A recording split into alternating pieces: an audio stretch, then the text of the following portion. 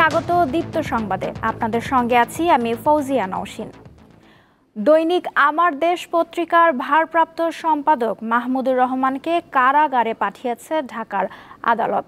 সাবেক প্রধানমন্ত্রী শেখ হাসিনার ছেলে সজীব ওয়াজেদ জয়কে অপহরণ ও হত্যা চেষ্টা মামলায় সাজাপ্রাপ্ত মাহমুদুর রহমান আজ আদালতে আত্মসমর্পণ করে জামিন চান, কিন্তু ঢাকার অতিরিক্ত চিফ মেট্রোপলিটন ম্যাজিস্ট্রেট মাহবুবুল হক তা নাকচ করেন।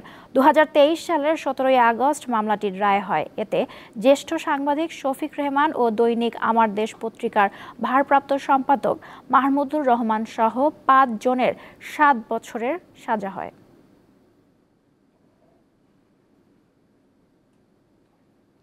সাভারের আশুলিয়া শিল্পাঞ্চলে আজও শান্তিপূর্ণভাবে কাজে যোগ দিচ্ছেন শ্রমিকেরা। তবে নিরাপত্তার স্বার্থে শিল্পাঞ্চলের 16টি শিল্প কারখানায় উৎপাদন বন্ধ আছে।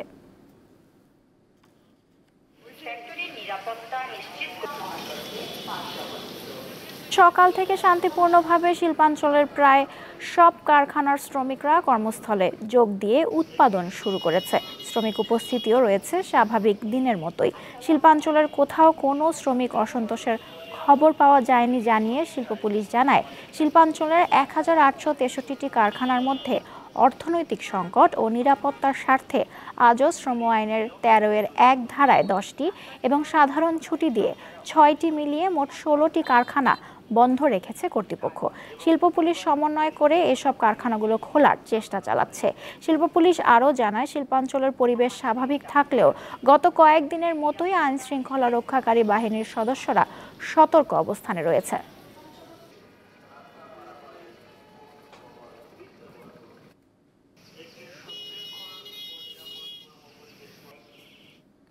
কিছুতেই নিয়ন্ত্রণে আসছে না ইলিশের দাম। এই মাছের অন্যতম মোকাম চাঁদপুরেও একই অবস্থা। এ বিষয়ে আরও তথ্য নিয়ে যোগ দিচ্ছেন সহকর্মী ইব্রাহিম রনি। রনি, চাঁদপুরে আজ ইলিশের দাম কেমন এবং সরবরাহ আছে কি? জি নওশিন, আমি এই মুহূর্তে আছি চাঁদপুর বড় স্টেশন মাছের আড়তে, যেটি দেশের ইলিশের সবচেয়ে বড় বাজার হিসেবে পরিচিত। এই বাজারে আজকেও 3 থেকে 400 মণ, আবার কেউ কেউ বলছেন 5 থেকে 600 মণ ইলিশের আমদানি হয়েছে। কিন্তু দাম আসলে গতকালের মতোই কমেনি। তো চাঁদপুরে 1 কেজি সাইজের ইলিশ এখন আজকে বিক্রি হচ্ছে 1900 থেকে 1950 টাকায় এবং 500 থেকে 800 গ্রামের ইলিশ বিক্রি হচ্ছে 1500 থেকে 1600 টাকায়। আর এর ছোট সাইজের অর্থাৎ 500 গ্রাম সাইজের হচ্ছে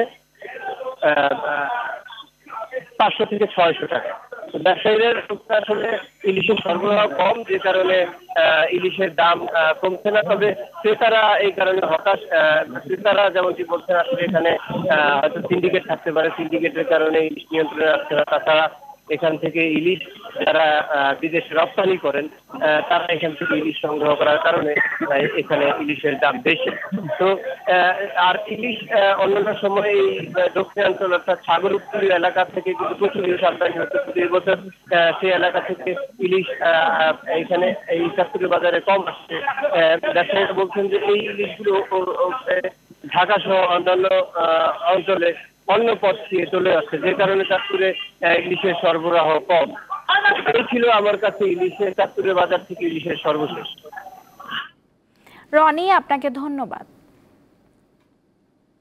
জাতিসংঘ সাধারণ পরিষদের ৭৯তম অধিবেশনে অংশগ্রহণ শেষে দেশে ফিরেছেন অন্তর্বর্তী সরকারের প্রধান উপদেষ্টা ডক্টর মোহাম্মদ ইউনূস। তাকে বহনকারী বিমান গতরাত ৩টা ৩২ ঢাকার হযরত শাহজালাল আন্তর্জাতিক বিমানবন্দরে অবতরণ করে। প্রধান উপদেষ্টার প্রেস সচিব শফিকুল আলম গণমাধ্যমকে এ তথ্য নিশ্চিত করেছেন। ডক্টর মোহাম্মদ ইউনূস যুক্তরাষ্ট্রের প্রেসিডেন্ট জো বাইডেন সহ 12টি দেশের সরকার ও রাষ্ট্রপ্রধান এবং বিভিন্ন আন্তর্জাতিক সংস্থার প্রধানদের সঙ্গে সাক্ষাৎ করেন এবং সাইড লাইনে 40টি উচ্চ পর্যায়ের বৈঠকে অংশ নেন। বাংলাদেশ জামায়াতে ইসলামীর আমির শফিকুর রহমান বলেছেন, আওয়ামী লীগ যুব সমাজের বিরুদ্ধে দাঁড়িয়ে গণহত্যা চালিয়েছে। নৈতিক দিক থেকে তারা পরাজিত হয়েছে। গতরাতে কক্সবাজারে ডাকাতের হামলায় নিহত সেনা কর্মকর্তা লেফটেন্যান্ট তানজিম সারোয়ার নির্জনের টাঙ্গাইলের বাড়িতে গিয়ে তিনি কথা বলেন। যিনি পারপিটেশন করবেন, অপরাধ সংগঠন করবেন, তাকে বিচারের আওতায় অবশ্যই আনতে হবে। আমাদের দল নীতিগতভাবে আমরা এটা ঘোষণা করেছি যে আমরা কারো উপর প্রতিশোধ নেব না, আইন আমরা হাতে তুলে নেব না। কিন্তু সুনির্দিষ্ট অভিযোগ যাদের ব্যাপারে আছে বিভিন্ন অপরাধের, তাদেরকে অবশ্যই আইনের আওতায় এনে শাস্তি দিতে হবে, এটা আমাদের স্পষ্ট কথা।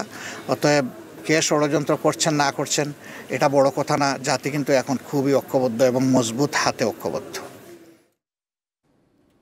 সন্ধ্যা নদীর ভাঙনের কবলে পড়েছে বরিশালের বানারীপাড়া উপজেলা।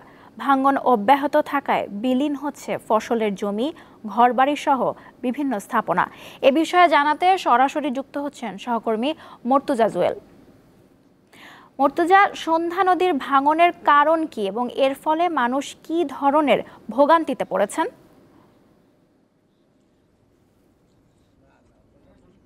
নওশিন, বছরের পর বছর এই স্রোতস্বিনী সন্ধ্যা নদীর সঙ্গে যুদ্ধ করে হেরে গিয়েছে এই উপজেলার কয়েক হাজার মানুষ।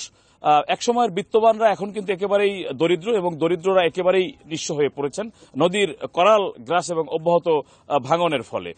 মূলত এখানে নদী প্রতিরক্ষা বাঁধ দীর্ঘদিনেও নির্মাণ না হওয়ায় ভাঙন কিন্তু অব্যাহত রয়েছে এবং এর ফলে এখানকার যারা বাসিন্দা তারা কিন্তু ক্ষতিগ্রস্ত হচ্ছেন। বিশেষ করে এই মুহূর্তে সন্ধ্যা নদীর আমি যে পয়েন্টটিতে অবস্থান করছি, চাখার ইউনিয়নের চাউলাকাঠি গ্রাম, বানারীপাড়া উপজেলার, এখানে কিন্তু নদীর তীর ভেঙে বাজার, সড়ক এগুলো ইতিমধ্যে নদীতে বিলীন হয়ে গিয়েছে এবং এই মুহূর্তে ভাঙনের কবলে রয়েছে বড় চাউলাকাঠি মাধ্যমিক সরকারি প্রাথমিক বিদ্যালয়, জাঙ্গালিয়া এ রব মাধ্যমিক বিদ্যালয়, জাঙ্গালিয়া সরকারি প্রাথমিক বিদ্যালয়, খোদাবক্স দাখিল মাদ্রাসা এবং মসজিদ, এবং এই বাজারে আরো মন্দির রয়েছে। এগুলো কিন্তু পুরোপুরি ভাঙনের কবলে রয়েছে। একই সঙ্গে শুধুমাত্র বানারীপাড়া উপজেলা নয়, জেলার কীর্তনখোলা, মেঘনা, আরিয়ালখা, সুগন্ধা, জয়ন্তী এ সকল নদীর অব্যাহত ভাঙনের ফলে লক্ষ লক্ষ একর কৃষি জমি যেমন বিলীন হচ্ছে এবং গত এক দশকে অন্তত 10,000-এরও বেশি স্থাপনা এগুলো বিলীন হয়েছে, পাকা সড়ক ক্ষতিগ্রস্ত হয়েছে। জেলায় এই মুহূর্তে পানি উন্নয়ন বোর্ডের তথ্য অনুযায়ী 8 কিলোমিটার নদী রক্ষা প্রকল্প গ্রহণ করেছে খণ্ড খণ্ড আকারে এবং এতে কিন্তু 1,000 কোটি টাকার উপরে বরাদ্দ দেওয়া হয়েছে। কিন্তু বৃহৎ প্রকল্প এবং দুর্গম এলাকায় এ সমস্ত কাজ যথাযথ সময়ে বাস্তবায়ন না হওয়ার ফলে কিন্তু ভাঙন অব্যাহত রয়েছে এবং বর্তমানে অব্যাহত বর্ষা এবং নদীর পানি বৃদ্ধি এবং স্রোত বৃদ্ধি পাওয়ার ফলে এ ভাঙন কিন্তু আরো ত্বরান্বিত হয়েছে। স্থানীয়দের প্রত্যাশা যে অতি দ্রুততম সময়ের মধ্যে সংশ্লিষ্ট বিভাগ তারা আসলে নদী ভাঙন রোধে পদক্ষেপ নেবে এবং এই মূল্যবান সম্পত্তি তারা রক্ষা করবে। নওশিন, এ ছিল আসলে সন্ধ্যা নদীর ভাঙনের তথ্য। মর্তুজা, আপনাকে ধন্যবাদ। ছাত্র জনতার অভ্যুত্থানের গুলিতে নিহত নাটোরের রমজানের পরিবারের কান্না যেন থামছেই না। পরিবারের একমাত্র উপার্জনক্ষম মানুষটি চলে যাওয়া কোনোভাবেই মানতে পারছে না তার পরিবার। প্রায় 2 মাস পেরিয়ে গেলেও সন্তান হারানোর শোক কোনোভাবেই কমছে না মা রজুপা বেগমের। আর ছেলের জন্য কাঁদতে কাঁদতে শুকিয়ে গেছে বাবার চোখের জলও।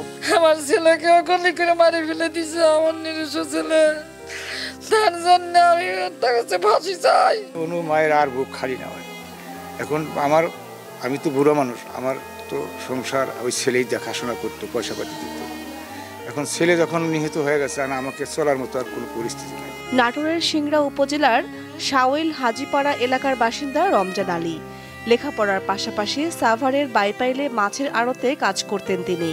5 আগস্ট শেখ হাসিনা সরকারের পতনের দিন বৈষম্য বিরোধী ছাত্র আন্দোলনে পুলিশের ছোড়া একটি গুলি রমজানের বুকের বাঁ পাশ ভেদ করে বেরিয়ে যায়। গুরুতর অবস্থায় তাকে উদ্ধার করে সাভারের এনাম মেডিকেল কলেজ হাসপাতালে নেওয়ার কয়েক ঘন্টা পর মৃত্যু হয় রমজানের। আর এলাকার মধ্যে প্রিয় একজন ছিল রমজান ভাই। সে 5 তারিখে আন্দোলনে যায় এবং মারা যায়। রমজান ভালো ছেলে ছিল, ঢাকা কাজ করতো, ওখান থেকে মারা গেছে। এটি আসলে পুলিশের কাছ থেকে আমরা সাধারণ জনগণ কোনোভাবেই আশাবাদী না। দেশের ভালো করতে গিয়ে নিজের জীবন উৎসর্গ করেছেন, তাদের পরিবার পরিজনের যাতে অসহায় জীবনযাপন না করে, তাদের যেন তাদের প্রিয়জনকে হারিয়ে তাদেরকে যেন পথে বসতে না হয়, এই দায়িত্ব রাষ্ট্রকে নিতে হবে। বৈষম্য বিরোধী ছাত্র আন্দোলনে নাটোরে গুলিবিদ্ধ সহ আহত হয়েছেন কমপক্ষে 20 জন। দীপ্ত, বার্তাকক্ষ। মিয়ানমারে কারাভোগ শেষে দেশে ফিরেছেন 85 বাংলাদেশি। আর মিয়ানমারের সংঘাতের কারণে প্রাণ বাঁচাতে বাংলাদেশে আশ্রয় নেয়া 123 বিজিপি ও সেনা সদস্য তাদের দেশে ফিরছে আজ। কক্সবাজার BIWTA ঘাটে তাদের হস্তান্তর প্রক্রিয়া চলছে। সেখানে আছেন আমাদের সহকর্মী হারুনুর রশিদ। হারুন, মিয়ানমারের নাগরিকদের কখন নাগাদ হস্তান্তর করা হবে?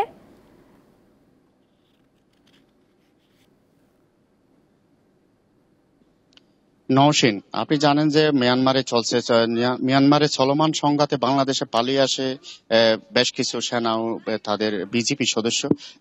এটা হলো চতুর্থ দফায় বাংলাদেশে আশ্রয় নিয়ে মিয়ানমার বিজিপি ও সেনা সদস্যদের 123 জনের একটি বহর বাংলাদেশের একটি বোটে করে তাদেরকে গভীর সমুদ্রে নেওয়া হয়েছে। হয়তো 12টা বাজার কিছুক্ষণ আগে তাদেরকে ঘাট থেকে নিয়ে যাওয়া হয়েছে। এই অবস্থায় কক্সবাজারে আজকে সকালে ফিরে এসেছে মিয়ানমার থেকে বিভিন্ন কারাগারে আটকে থাকা বাংলাদেশি ফিরে এসেছে 85 জন এবং ফিরে গেছে 123 জন বিজিপি এবং মিয়ানমার সেনা। এই অবস্থা বলতে গেলে চতুর্থ দফা এবং তৃতীয় দফা গিয়েছিল 9 জুন গিয়েছিল বাংলাদেশের মিয়ানমারের সেনা 134 জন এবং বাংলাদেশে ফেরত এসেছিল 45 জন এবং দ্বিতীয় দফা 25 এপ্রিল গিয়েছিল মিয়ানমার থেকে ফেরত নিয়েছিল 288 জন এবং বাংলাদেশে ফেরত এসেছিল 173 জন বাংলাদেশি এবং প্রথম দফা ফেরত গিয়েছিল বাংলাদেশ থেকে মিয়ানমার সেনা এবং নৌ বিমান এবং কাস্টম কর্মকর্তা সহ 330 জন। এ পর্যন্ত 875 জন বাংলাদেশ থেকে মিয়ানমার সেনাতে ফেরত পাঠানো হয়েছে এবং এইভাবে মিয়ানমারের বিভিন্ন কারাগার থেকে মোট ফেরত আছে 332 জন বাংলাদেশি। এই ছিল সকাল থেকে সেটা তাদেরকে মিয়ানমার হস্তান্তর প্রক্রিয়া চলছিল এবং 12টা বাজার কিছুক্ষণ আগে তাদেরকে হস্তান্তর করা হয় এবং আমার পেছনে যাদেরকে দেখতে পাচ্ছেন তারা বাংলাদেশি মিয়ানমার থেকে ফেরত এসে বিভিন্ন কারাগারে তারা আটকে ছিল, তাদেরকে কিছুক্ষণের মধ্যে বিভিন্ন স্বজনের হাতে হস্তান্তর করা হবে। নৌশিন, এই ছিল আমার কক্সবাজারের সর্বশেষ। হারুন, আপনাকে ধন্যবাদ। হিজবুল্লাহর প্রধান হাসান নাসরাল্লাহর মৃত্যুতে লেবাননে 3 দিনের শোক চলছে। তবে এই হত্যার পরও বৈরুতে বিমান হামলা অব্যাহত রেখেছে ইসরায়েল। শনিবার লেবানন জুড়ে ইসরায়েলি হামলায় 33 জন নিহত এবং 135 জন আহত হয়েছে বলে জানিয়েছে দেশটির স্বাস্থ্য মন্ত্রণালয়।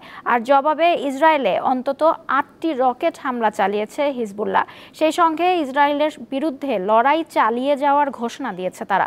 আল জাজিরার প্রতিবেদন বলছে চলমান সংঘাতে লেবাননে প্রায় 10 লাখ মানুষ বাস্তুচ্যুত হয়েছে। এদিকে নাসরাল্লাহর হত্যার ঘটনায় মধ্যপ্রাচ্যে ক্ষমতার ভারসাম্যে পরিবর্তন আসবে বলে মন্তব্য করেছেন ইসরায়েলের প্রধানমন্ত্রী বেনিয়ামিন নেতানিয়াহু।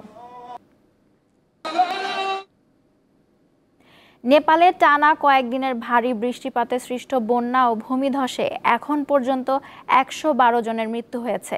নিখোঁজ রয়েছে বহু মানুষ।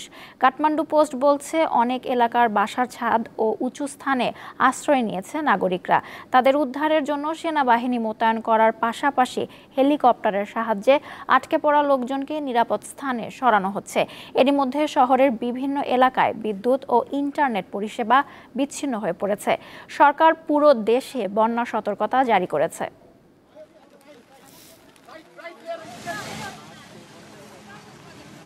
এই ছিল এখনকার মতো। আমাদের পরবর্তী আয়োজন নিউজ আপডেট বেলা 2টায় দেখার আমন্ত্রণ রইল। এছাড়াও দেশ বিদেশের নানা তথ্য জানতে যুক্ত থাকুন দীপ্ত টিভির ডিজিটাল প্ল্যাটফর্মগুলোতে। ধন্যবাদ।